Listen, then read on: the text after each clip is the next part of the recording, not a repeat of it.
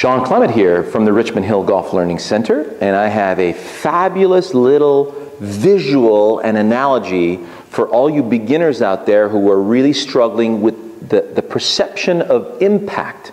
And I know even many of you who've been playing golf for a few years still struggle with how this is supposed to look, okay? Now, we did a nice video on the heavy hammer and feeling how the arms are supposed to work. Now, I have a 60-degree wedge in my hands.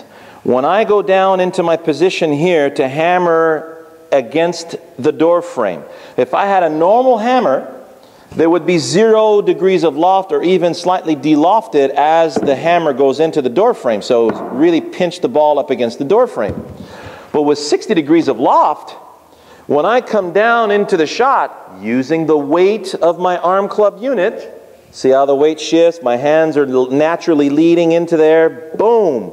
Look at that. Already, as the face squeezes the ball into the door frame, the ball climbs up the face of the club, and there's no way that ball is not going into the air. Have a look at this next close-up. This will really help you out. So as you can see here, I've got my lob wedge. I'm going to use the weight of my hammer to hammer into that door frame.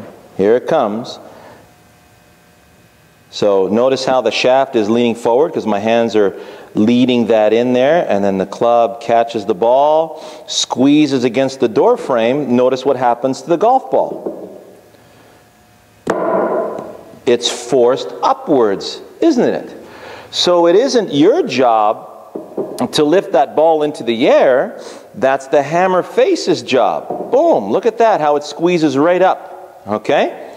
So if you try to lift the ball, well, there you go. You're just going to catch the ball with the bottom of the club. That's negative loft off the bottom of the club, and you're just drilling that ball into the floor, all right? You want that ball climbing up the door frame. See where my position is now? Pretty cool, huh? So it doesn't matter if you have a 4-wood or a 3-wood or a driver, a 3-iron. When you're hammering against the door frame, 3-iron, you've got 20 degrees of loft. You remove 10 of that because if we look at, let's say on the PGA Tour, they've analyzed with launch monitors what the launch angle of an average 6-iron is. Well, the average 6-iron's loft is about 30 degrees, okay? Anywhere between 26 and 32. The average launch angle is 16 degrees. Why? Well, obviously because when I let the weight of the club do the work and I'm swinging to a target, the hands lead, which means I'm de-lofting the club. The designers of golf clubs have designed these clubs in order to be de-lofted.